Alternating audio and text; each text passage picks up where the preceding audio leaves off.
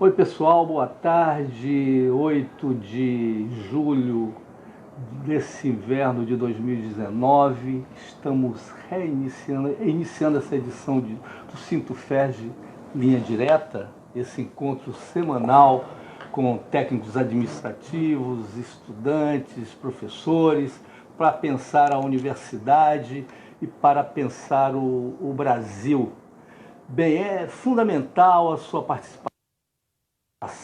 Escreva, discuta, é importante a gente pensar o país nesse momento de conjuntura adversa. E hoje nós temos aqui, o nosso convidado é o ex-senador Lindenberg Farias, que também é ex-prefeito de Nova Iguaçu, dispensa comentários, um militante político, um militante social, e que no parlamento esteve no centro do furacão do processo de golpe parlamentar que resultou nesse cenário que nós estamos vivendo hoje. A gente agradece a presença do ex-senador e, sem mais conversa, eu queria que o ex-senador Lindenberg Faria fizesse um comentário sobre os últimos números que estão sendo divulgados hoje sobre o governo Bolsonaro.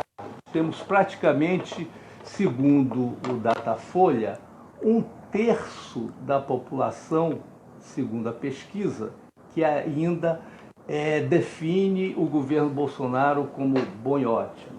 No meio nós temos 30% que classifica o governo Bolsonaro como regular e 33% que classifica e define este governo como naquele item de pior, de ruim e péssimo. Olha, revelam muito, é um desgaste muito grande do governo Bolsonaro para 6 meses de governo, né? Esses números, se você for olhar outros presidentes da República, ninguém atingiu um número como esse em tão pouco tempo. Então mostra um desgaste. Mas antes de aprofundar nesses números, eu queria falar primeiro da satisfação de estar aqui no Sintufeg num dia muito especial, porque é um dia em que houve a posse da nova reitora da UFRJ, e o que existia ali era uma defesa da autonomia universitária. A gente viu a universidade unida. A gente mostra que pode e vai ser das universidades a grande reação ao governo Bolsonaro. Estou aqui a Neuza, que fez uma fala lá na posse da reitora. Encontrei Carlinhos Maldonado, que há muito tempo eu não via, também aqui, me lembrando.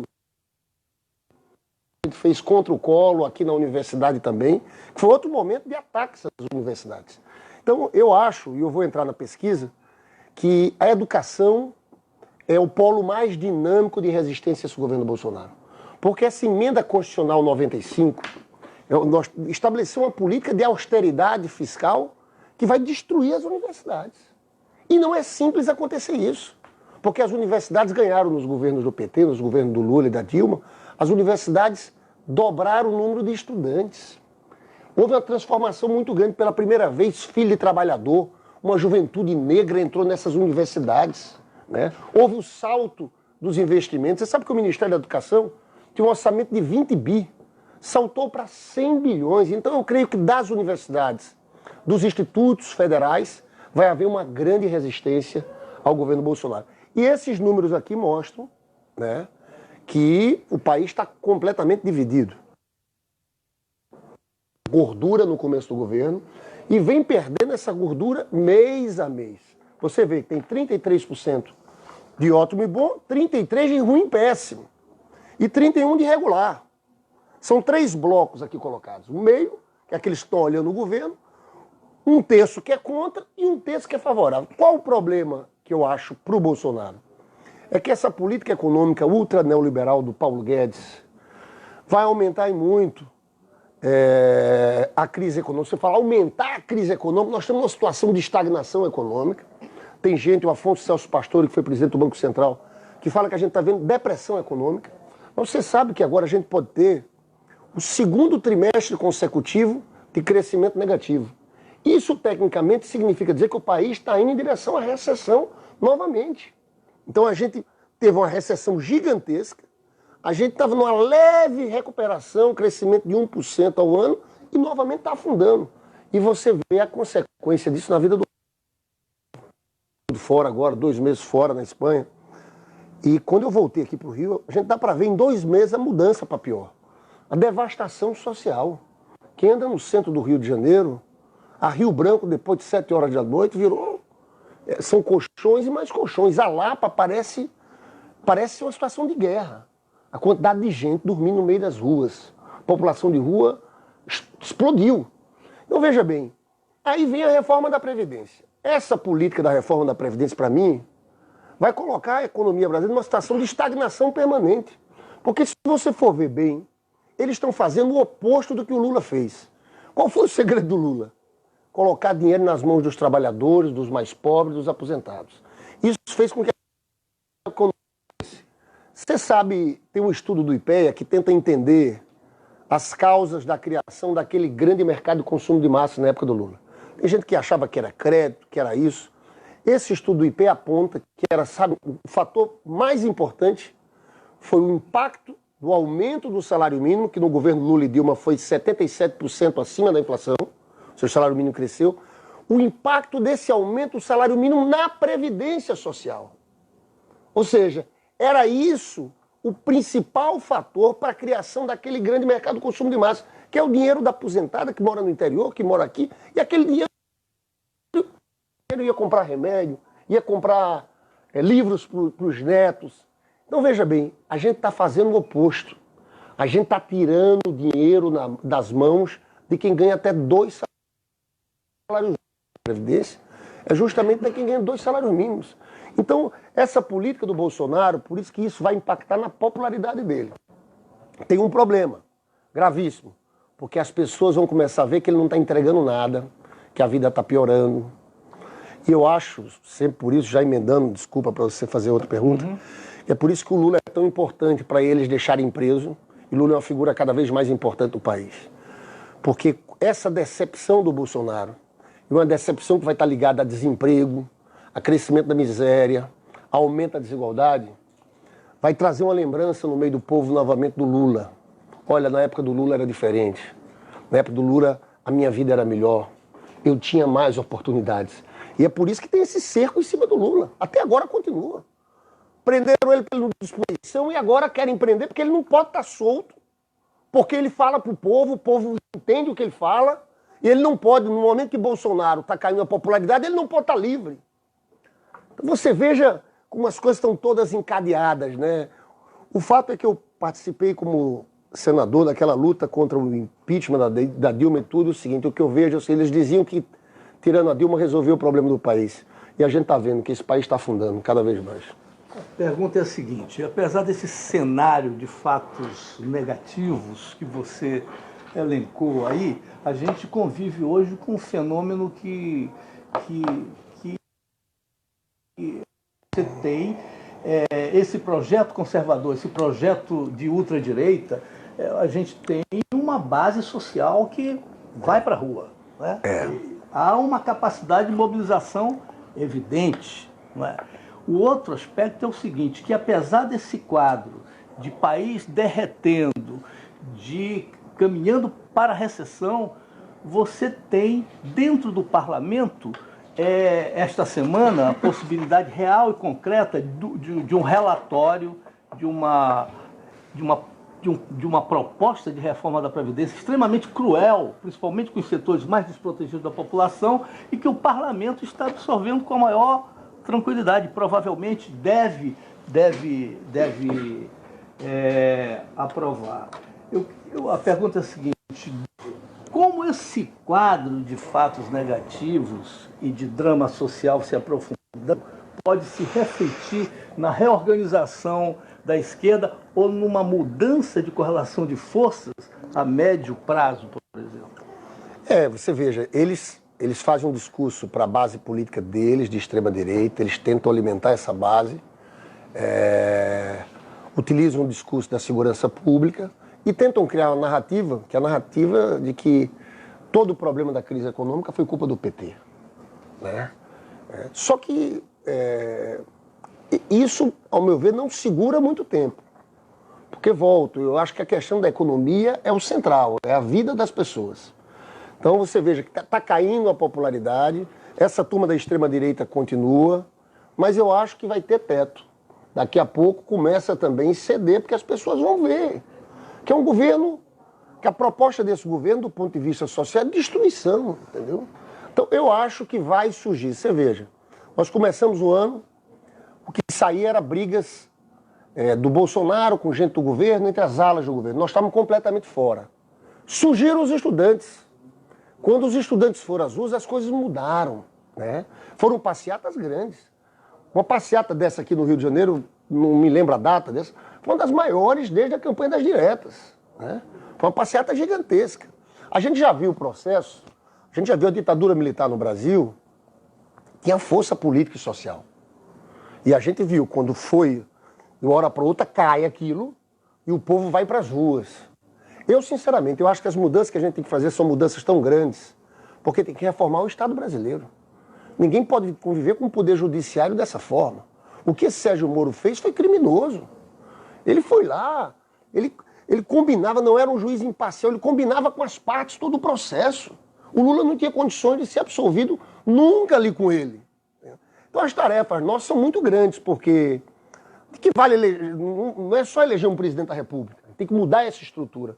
Eu acho, sinceramente, eu acredito que possa acontecer mais à frente, por isso que a gente tem que apostar tudo nas mobilizações sociais, um fenômeno tão forte como o fenômeno das diretas.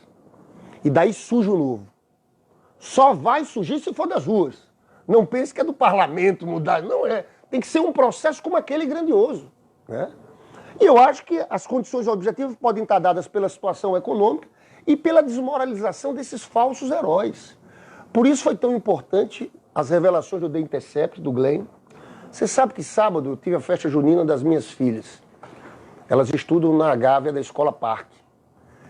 E eu entro lá na festa junina, quem eu dou de cara com o Glenn? Porque ele é casado com o David Miranda e os filhos dele, né? Mas você via até num ambiente que era um ambiente que estava ali, como a figura do Glenn é uma figura que passa esperança nesse momento, é uma figura forte, né? Porque eu acho que nós, essa coisa de fechar regime, Bolsonaro passou a vida inteira defendendo ditadura militar e tal. Nós podemos estar no meio de semanas decisivas. Porque, para mim, se eles fizerem o que o antagonista, que é, na verdade, o antagonista, tudo que o Sérgio Moro quer falar, fala pelo antagonista. O Delta Dallagnol também. É um site. É um site de extrema-direita, né? O antagonista disse que a Polícia Federal tem 4 operações e pode, nesses próximos dias, começar uma ofensiva contra pessoas que estariam ligadas ao The Intercept. Eu, sinceramente, se fizerem isso, eu acho que nós estamos atravessando o rumo, porque a gente já disse que a gente não está numa democracia. A gente está num regime de transição. Agora, é um estado de exceção, um estado de policial, mas não é uma ditadura escancarada.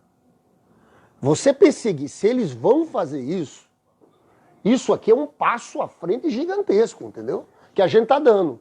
Eu acho, sinceramente, que o impacto disso no mundo seria gigantesco. Porque o Glenn não é qualquer pessoa. O Glenn ganhou o prêmio Pulitzer, o Glenn tem articulação em todo mundo. A repercussão desse episódio no mundo inteiro é desastrosa para a imagem do Brasil, para o que está acontecendo. Você sabe que o Lula, o Boulos esteve lá com o Lula e a Gleisi. Eu falei com os dois. Diz que a sensação do Lula agora é um pouco de alma lavada. Porque ele sabe que ele ganhou a batalha da história. Porque no começo, não, do jeito que prenderam ele, tinha dúvidas no mundo inteiro. Será que houve problemas, corrupção? Agora está provado. Então ele ganhou a batalha da história, não ganhou a batalha do momento ainda, porque tem aqui essa turma de extrema-direita que faz o discurso, que é os fins justificam os meios, se bem que nessa mesma pesquisa da Folha de São Paulo, tem 58% da população que diz que o Sérgio Moro ali não agiu como juiz parcial, como juiz imparcial. Mas, em compensação, tem um percentual igual que acha a prisão do Lula justa. Justa. Mas já foi maior esse percentual também. É uma coisa que vai caindo. Então, no momento, eles estão resistindo com esse discurso. É uma turma com um discurso fascista, que os fins justificam os meios, que fez isso mesmo. Você tem que tentar, inclusive, eu acho que a gente tem que tentar ser didático na conversa com essas pessoas. Né? Ser didático. Mas como é que pode um juiz, se fosse com você, Você não queria alguém imparcial? Fazer analogias como o futebol que está sendo feito aí em membros, que é importante. Né? O Nassif publicou uma história, o Bernardo aqui que gosta de futebol, que era um árbitro aqui do Rio de Janeiro, que era conhecido, eu esqueci o nome dele, um árbitro daqueles conhecidos, porque era um flamenguista, torcia pelo Flamengo assim como o Bernardo a vida inteira, e a bola foi pro lateral, ele disse pro lateral, isso foi, pega que a bola é nossa. Então um juiz de futebol tem que ser imparcial, né? O juiz de futebol, qualquer juiz no mundo tem que ser imparcial. Isso é um dos fundamentos centrais do Estado moderno. Que antes você tinha Inquisição. Por que o pastor não é juiz? Porque nós precisamos de uma justiça imparcial. Então eu acho que daí pode surgir esse sistema como um todo. A partir da economia, a desmoralização desses falsos heróis começam a acontecer. Eu acho que pode surgir lá frente um movimento grandioso como o das diretas. Eu acho que a juventude vai ter um papel decisivo nesse processo. Os estudantes, em especial, vão ter um papel decisivo nesse processo. O movimento das diretas, o 84, teve uma característica de um grande arco, de uma grande frente, né, nos estertores da ditadura, né, para o retorno da democracia representativa. Que hoje, diante desse quadro, diante dos riscos, que essa variável que sempre pode estar colocada no cenário de uma radicalização ou de um fechamento do regime, a oposição tem possibilidade de construir essa ideia de uma frente, de uma aliança, de uma articulação que fortaleça o movimento de rua e tenha reflexo em outras frentes de luta? Olha, o que eu acho fundamental, primeiro, é fortalecer as lutas de rua, em especial as lutas estudantis. Eu falo dos estudantes porque, se você for olhar a história do Brasil, sempre os estudantes tiveram um papel determinante.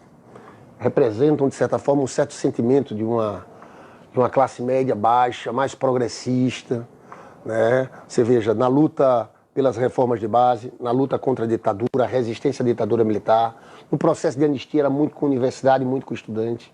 Né? Se você for ver a campanha das diretas, também teve muito estudante, muita universidade. O impeachment do Collor, que eu fui presidente da UNE, foi isso. E tem mais uma coisa, essa estudantada não aceita o discurso racista, homofóbico. E tem os cortes de verba da educação, porque o projeto deles é ultra neoliberal. Então isso aqui vai ter o Congresso da UNE na próxima semana. Eu vou lá, porque vai ter um ato dos 40 anos de reconstrução da UNE, eu quero ir porque, veja bem, é uma oportunidade de falar para 12 mil estudantes, 18, 19, 20 anos. Essa moçada que tem sonho, né? A juventude no mundo inteiro, não se faz resistência sem juventude. Então eu acho que vai partir daí. E acho que esses atores de uma frente mais ampla, esses atores vão surgir naturalmente no processo da crise, porque daqui a pouco começa cada vez mais, a gente já vê gente, daqui a pouco cada vez mais gente dizendo, eu não sou Bolsonaro. Então isso na hora, porque pessoal, vocês que são trabalhadores aqui da UFRJ, que sabem a importância de uma universidade pública, gratuita, que eu sei que cada pessoa que é trabalhador da UFRJ, no seu bairro acaba sendo liderança, se uma pessoa que é ativista, tá aqui o Gessé, lá em Nova Iguaçu, cada um tem isso, são pessoas que são importantes nesse quadro. A minha visão, qual é o problema? Eu ser franco aqui com vocês. O Bolsonaro passou. Uma coisa, senador, você teve, como liderança estudantil, esteve muito próximo do processo do afastamento do Fernando Collor, que não terminou o mandato, né, foi abandonado pelas forças. Ali nós tínhamos acabado de sair do processo, que era o processo da Constituinte de 88. Foi um processo muito rico. Tivemos a eleição de 89, daquela eleição do Lula, com mobilização popular, ganhou o Collor. Estava muito perto da Constituição. Ali tiramos o Collor no processo normal. Agora é completamente diferente. Nós não vivemos na plenitude democrática. Teve um golpe em curso nesse país. Nós estamos vivendo sob um estado de exceção, um estado policial, né? E podemos aí sim caminhar a tentativa do Bolsonaro de fechar regime em relação à ditadura clássica. né? Vale dizer, 64 também não se fechou Congresso. Não precisa fechar Congresso. Quando eu falo dessa coisa do Glenn, a perseguição ao Glenn, para mim, é a travessia de um Rubicão. Então, o Bolsonaro tem feito esse movimento com os militares. Ele tem afastado os militares que têm uma visão mais racional das coisas. O general Santos Cruz dizia que era todo fato, porque começaram com a tese que os sofrem e está colocando gente dele. Colocou no lugar dos que...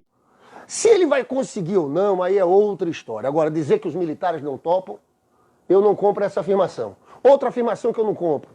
Ah, isso vai pegar muito mal internacionalmente. Gente, a imagem do Brasil já está um bagaço internacionalmente. É a desmoralização completa. Eu passei um tempo agora na Espanha, na Europa, todo mundo diz, o que é aquilo? As pessoas não estão entendendo, estão dizendo, gente, que maluquice é essa? E sempre nessa questão internacional tem os negócios, né? Mas mesmo a Espanha ganhou o Partido Socialista lá. Mas a Espanha é um país que tem interesses aqui no Brasil. Negócios, tem banco que dá muito dinheiro, que é o Santander, né? Então você veja, eu acho que vai depender muito das nossas forças. Impedir uma coisa como essa, construir um grande movimento, vai depender muito das nossas forças. E é por isso que eu volto a dizer, parece uma questão menor, mas para mim não é. Eu jogaria muito nos estudantes, porque a gente sabe das dificuldades do movimento sindical, principalmente depois dessa reforma trabalhista. E com um grau de desemprego alto como esse que a gente está tendo no país, fica mais difícil. É claro que a gente tem que perseverar, tem que ter tudo, mas eu acho que o polo mais dinâmico são os estudantes e a educação. Bem, nós começamos essa conversa aqui falando da UFRJ, agora a gente está falando do movimento estudantil, mas essa posse, a posse da nova reitora, da professora Denise, teve uma presença, uma representatividade, tinha o diretor da Firjan, tinha o movimento social, tinha parlamentares, tinha a sociedade presente, além da comunidade científica e de todas as instâncias dentro da universidade. De uma certa maneira, pareceu uma espécie de resposta a esse quadro todo. Aí eu queria finalizar, que você comentasse o que você viu hoje lá. Olha, eu de fato, é um dia que dá um respiro pra gente. Porque a gente tem visto tanta coisa nesse país, vivido tanta coisa. Então você vê um ambiente como aquele ambiente tinha esse arco mais amplo que você falou, inclusive. Você via gente das universidades com um discurso em defesa da autonomia universitária, da liberdade. Então eu acho que foi muito simbólico. Eu acho que essa UFRJ tem um papel gigantesco no Brasil, no Rio de Janeiro, né? Quando a gente olha para esse estado, vê Crivella, Witzel, Bolsonaro, o presidente, né? Eu acho que vocês que fazem parte dessa UFRJ, vocês são funcionários, são técnicos administrativos, os estudantes, os docentes, têm um grande papel, que é virar um pouco o jogo. E a universidade é o polo. Eu acho que a universidade é o centro dessa virada. Você sabe, inclusive, tinha vários parlamentares, eu até prestando contas um pouco do nosso trabalho, que depois de aprovada a emenda constitucional 95, os ataques são tão grandes às universidades que eu tirei uma política de colocar a maior parte dos recursos das emendas parlamentares que cada parlamentar tem para as universidades. Eu fui o parlamentar, juntando deputados e senadores, que mais apresentei recursos para as universidades. E tem uma área em especial que para a gente é muito caro, que é assistência estudantil. Porque eu me lembro na época, quando eu era presidente da Uni, e eu fiz medicina na Universidade Federal da Paraíba, na minha turma, no ano que eu entrei, 100 estudantes, 50 em cada semestre, não tinha um negro na universidade. E a gente viu esse Brasil... É uma marca muito forte na história desse país. Foram quase 400 anos de escravidão. Fomos o último país do Ocidente a acabar com a escravidão, né? Se tem uma coisa bonita no governo do presidente Lula, foi uma visita do Lula ao Portal do Nunca Mais, no Senegal, né? Na ilha de Gorée. Lá passaram 20 milhões de escravos. Chamava o Portal de Nunca Mais porque quando passava daquele portão, do portal, eles sabiam que nunca mais iam ver suas famílias, seus amigos, tudo. Era uma ida sem volta. E o Lula teve lá, Gilberto Gil estava presente, que era ministro da Cultura, numa cena lindíssima. Quem quiser procurar isso na internet, É o Lula pedindo perdão pela escravidão, né? Que foi feita centralmente por europeus, mas por brasileiros também aqui, que tinham negócios e tal. Pedindo perdão aos africanos pela escravidão, né? E eu acho que isso foi bonito, não foi só esse gesto simbólico. Porque a política de cotas que a gente demorou tanto a aprovar naquele Congresso Nacional, porque o DEM não deixava, porque o senador Demóstenes Torres Neto não deixava, por causa dessa elite conservadora brasileira não deixava, foi uma transformação gigantesca, no que a gente pode pensar de uma verdadeira democracia de massas aqui no país. Você possibilitar a ascensão pela universidade, né? Então, eu fiz no meu trabalho parlamentar, a partir da emenda constitucional 95, que cortava recursos, eu priorizei o seguinte: eu vou colocar recursos para as universidades públicas. E aqui eu fui o parlamentar que mais mandei para a UFRJ por causa disso. A gente olha, da Praia Vermelha, em Duque de Caxias, Macaé e o alojamento do Fundão também. Isso é uma coisa que é importante, porque é manter o estudante aqui dentro da universidade, dar condições ao estudante. O filho também colocamos para o Fórum de Ciência e Cultura, para o Hospital do Fundão e para o Instituto de Pediatria, Martagão Gesteira, não é esse o nome? E para a Agricultura. Então a gente está fazendo isso, mas tem que reforçar mais as universidades agora. Eu acho que inclusive tem que ter pela reitora que assumiu agora uma conversa com os parlamentares de esquerda, porque agora tem emenda impositiva, cada deputado pode. Isso pode ser uma forma de sobrevivência aqui da UFRJ no momento do governo Bolsonaro e Temer, que é um momento de cortes das universidades. Porque a emenda constitucional 95, pessoal, não tem jeito. É de uma radicalidade, é obrigatória, eles vão cortar ano a ano se a gente não derrotar essa emenda.